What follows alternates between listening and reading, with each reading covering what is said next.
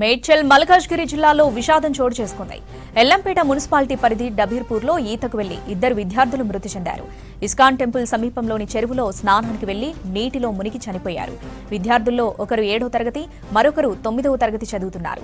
స్నానానికి వెళ్లిన సమయంలో అనుకోకుండా లోతైన నీటిలోకి వెళ్లడంతో ఈ ప్రమాదం జరిగినట్లు సమాచారం.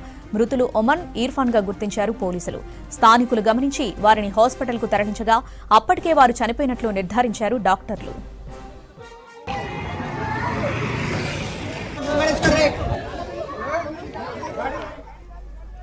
మేడ్చల్ మల్కాజ్గిరి జిల్లాలో విషాదం చోటు చేసుకుంది. ఎల్లంపేట మున్సిపాలిటీ పరిధి డబీర్పూర్లో ఈతకు వెళ్లి ఇద్దరు విద్యార్థులు మృతి చెందారు.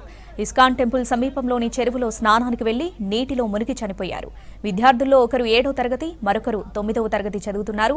స్నానానికి వెళ్లిన సమయంలో అనుకోకుండా లోతైన నీటిలోకి వెళ్లడంతో ఈ ప్రమాదం జరిగినట్లు సమాచారం. మృతులు ఒమన్, ఇర్ఫాన్ గా గుర్తించారు పోలీసులు.